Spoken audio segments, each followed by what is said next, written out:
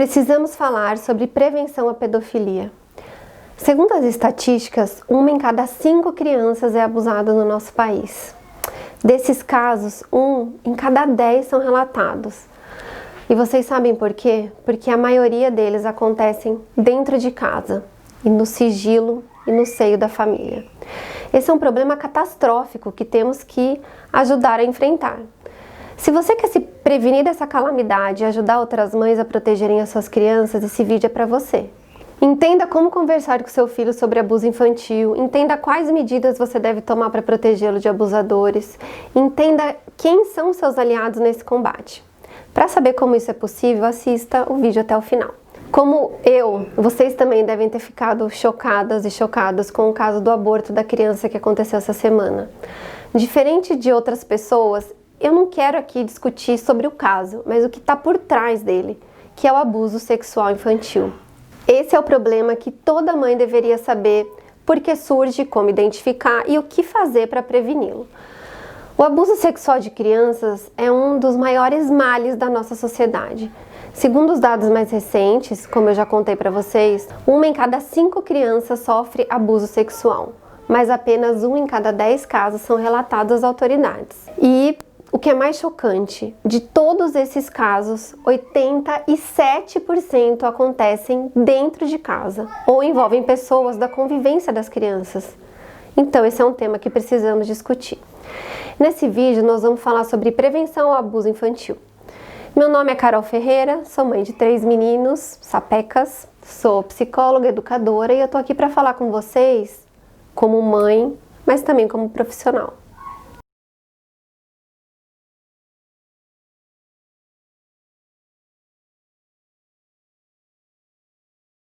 Provavelmente não deve ter um pesadelo maior para uma mãe ou um pai do que saber que seu filho ou sua filha foi abusado sexualmente. Eu não consigo nem imaginar.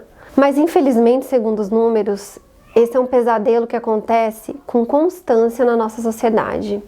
Em geral, as crianças entre 5 e 12 anos são as que mais correm risco de serem abusadas. E os dados disponíveis também revelam outras coisas. Segundo os dados mais recentes, desse ano mesmo de 2020, levantados pelo Ministério da Mulher, da Família e dos Direitos Humanos, em 87% dos casos, o autor do abuso é do sexo masculino. E em 21% de todos os abusos, eles são cometidos por padrastos. Esse é um mal, portanto, que acontece mais dentro das famílias do que fora delas. Pode ser o avô, tio, primo mais velho, empregado ou até mesmo um amigo da família. E nem sempre é possível perceber o que está acontecendo antes que alguma coisa de fato aconteça. Então é importante que toda mãe fique atenta para evitar situações que exponham seus filhos a esse risco e que saibam identificar os sinais de que algo pode estar errado com a família. Prevenir é melhor do que remediar, sobretudo em casos sérios como esses. Converse, não tem outra saída. O primeiro jeito para tentar prevenir o abuso por parte de um adulto contra uma criança parte da conscientização de que a criança tem um corpo e que esse corpo é propriedade dela e apenas dela. E a nossa responsabilidade como mães e pais é dialogar desde cedo, desde que eles são muito pequenos, abrindo os olhos das crianças para o próprio corpo.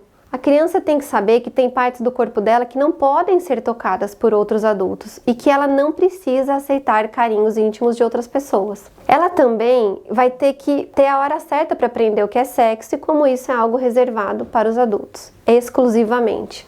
Além de ser muito importante ganhar intimidade com você o suficiente para não ter segredo e contar tudo o que aconteceu ou que fizeram com seu filho. Isso pode ser feito seguindo um pequeno protocolo relativo a cada idade da criança. Um pequeno guia que pode ser útil para você é esse aqui. Até os 2 anos de idade, ensine o seu filho os nomes apropriados das partes do corpo. Esse domínio de vocabulário vai vir junto com o autocontrole que ele próprio vai ganhando nesses primeiros anos de vida. Então, dos 3 aos 5, ensine seu filho as partes privadas do corpo. E é essencial que ela aprenda o nome correto de cada uma dessas partes e que ela deve dizer não a qualquer oferta sexual ou tentativa de pessoas mexerem com suas partes íntimas. A criança não deve ser estimulada a ficar mexendo ou exibindo os órgãos genitais, ainda que não seja razoável criar um sentimento de repressão precoce também. É nessa fase que ela vai desenvolver sentimentos saudáveis de vergonha, intimidade, privacidade. Pequenas coisas que eu sempre defendo, como que a criança aprenda a dormir sozinha no quarto desde muito cedo, são muito úteis para estabelecer as separações necessárias preventivas. A cama é dela, não é do papai nem da mamãe. Sempre que for conveniente, dê respostas diretas às suas perguntas sobre sexo. E aí, dos 5 aos 8 anos, explique as normas de segurança quando estiverem longe de casa e a diferença entre um carinho bom e um carinho não apropriado. A gente está falando sobre coisas básicas, sobre não ficar sozinho com adultos que não conhecem, não dormir na mesma cama que pessoas mais velhas e muito menos ficar sozinho no mesmo ambiente com adultos que não se conhecem. Estimule o seu filho a falar sobre experiências que o amedrontam ou que lhe parecem incomuns. Ainda que mãe não tenha que saber tudo o que aconteceu durante o dia dos seus filhos, estimule-os positivamente a não guardar segredo de você. Dos 8 aos 12 anos, ensine segurança pessoal. Explique as regras de conduta sexual aceitas pela família. Isso significa o quê? Estabelecer se pode ou não ter um namoradinho. Também é preciso explicar que existem pessoas más no mundo e que a criança tem que saber se afastar delas. Isso tudo refletirá positivamente na vida do seu filho, inclusive se ele estiver numa situação de risco. O efeito é que ele se sentirá mais seguro e saberá que tem você, a mamãe ou o papai, que são seus aliados. Atente-se para as companhias do seu filho. Muitas vezes, na ilusão de que estamos oferecendo um lar seguro para as nossas crianças, relaxamos na necessidade de supervisionar quem a cerca. Muitos dos casos de abuso infantil acontecem quando uma criança passa muito tempo sozinha com um adulto. E por isso a escola pode ser sim um ambiente tão arriscado quanto a sua casa. Se você precisa deixar seu filho por horas com um adulto ou um adolescente responsável, tenha meios de vigiá-los por um tempo para saber como é essa relação, pelo menos por um período. Procure saber quem são as suas funcionárias, se você precisa de uma ou quem são os professores particulares dos seus filhos e os professores da escola mesmo. Se os seus filhos forem maiorzinhos e fizerem atividades como futebol, natação, judô, balé, tente saber o histórico do professor ou do instrutor. Se você matriculou seu filho em algum reforço escolar, saiba quem são os professores. Mas aí você vai me dizer, mas essas não são pessoas da minha confiança? As instituições que meu filho frequenta não têm reputação? Sim, a instituição pode ter, mas a gente não pode esquecer que na maioria das vezes, como informa o guia de referência Construindo uma Cultura de Prevenção à Violência Sexual, da Childhood, entre 85% a 90% das situações, as crianças e os adolescentes são sexualmente abusados por pessoas que elas já conhecem. Número que também inclui vizinhos, amigos da família, colegas de escola, babá, professor ou médico. Mas claro, isso tudo deve ser feito com prudência.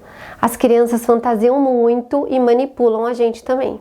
Se o seu filho notar que você está preocupado demais com o que um professor fez ou deixou de fazer, principalmente se enfatizar determinado aspecto, ele pode simplesmente achar que é bacana contar uma mentira para se vingar de alguém que o irritou, ou então não ir mais para o colégio. Então é sempre bom lembrar do caso, não sei se todo mundo acompanhou, daquela escola Parque, que destruiu uma instituição de ensino tradicional, arrasou a vida de muitos profissionais, numa mistura de boatos inventados por crianças que fantasiaram, a imprensa sem escrúpulos e pais preocupados. Outro aspecto super importante que você deve saber muito bem: quem está frequentando a sua casa. Isso serve para toda e qualquer pessoa, seja ela a funcionária ou a pessoa que te ajuda com qualquer outra coisa dentro de casa, ou até mesmo o seu companheiro ou companheira. Tenha cuidado especial com os homens. A gente viu, são estatísticas, não é preconceito. Tem um dado que me deixou especialmente chocada. A realidade do incesto é estarrecedora no Brasil. 90% das gestações em meninas de até 14 anos no ABC Paulista eram frutos de incesto. Não pode haver segredo na sua casa, afinal de contas, são justamente em esferas de segredo familiar e social que muitos dos abusos acontecem. Já que os abusadores tomam vantagem da afinidade, da consanguinidade entre crianças e ou adolescentes abusados, e os agressores geram a complacência de outros membros da família. Desconfie de pessoas muito benevolentes. Como a autora Christiane Sanderson, no seu livro Abuso Sexual em Crianças, afirma, o abusador, antes de aliciar a vítima, ele alicia os adultos. Somente conquistando a confiança dos adultos que cuidam da criança é que ele consegue as oportunidades para que o abuso aconteça. Em muitos casos, o processo de conquistar a confiança da família pode durar muito tempo, o que faz com que o abusador obtenha da família uma credibilidade que mais tarde vai dificultar ainda mais a revelação por parte da vítima. Aliás, esse é um conselho que vale especialmente para as mamães que estão em um novo relacionamento. Algumas outras pesquisas mais recentes, lembrando para vocês que tudo que eu cito aqui nos vídeos, os links ficam disponíveis aqui também. Pesquisas mais recentes apontam que o risco de haver abuso infantil é, a nível global, 40% maior de acontecer quando pais solteiros encontram novos parceiros. Portanto, tenha sempre muito cuidado.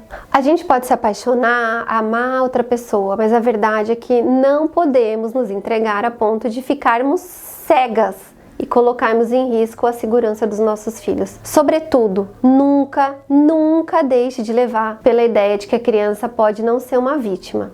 Ela sempre é. Essa conversa de que uma criança seduz, que uma menina de 11, 12 anos sabe o que está fazendo, é uma mentira. E mesmo que tivesse uma vaga ideia, isso não a torna responsável de jeito nenhum. Responsável é o adulto. Ele nunca pode ter desculpa do consentimento, nem manipular outras pessoas com isso. Peça ajuda. Esses são os meus conselhos. Estamos vivendo um momento muito perigoso para as nossas crianças. Há coisas que podem estar acontecendo debaixo dos nossos narizes e não suspeitamos. Como eu falei um pouquinho antes, a gente precisa fazer as crianças perderem a vergonha e a culpa e deixá-las falar, sem constrangimento. Se você suspeita que alguma coisa está acontecendo, peça ajuda. Tem o Disque 100, Disque Denúncia Nacional de Abuso e Exploração Sexual contra Crianças e Adolescentes. Outro órgão de ajuda é o Conselho Tutelar, que também é nosso aliado. O mais importante nesse aspecto é, se você achou uma situação estranha, não se faça de desentendido ou finja que não está vendo nada.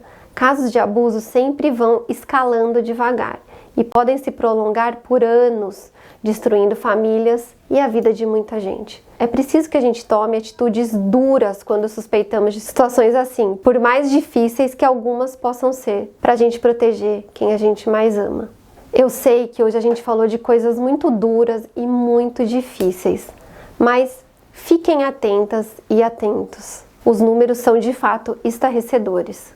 Se você chegou até aqui, é porque eu acho que você está atenta e atento a essa realidade assustadora que é a violência contra a criança. Se você ainda não se inscreveu no canal, se inscreve agora, porque a gente ainda tem muita coisa na programação para tentar te ajudar um pouco mais no dia a dia. Se você quer saber mais sobre abuso infantil e pedofilia, não deixe de comentar suas dúvidas e mostrar o canal para outras mamães e papais que estão enfrentando problemas ou dúvidas parecidos. Juntos a gente pode ajudar a melhorar essa batalha. Fiquem ligados nos próximos vídeos e até breve!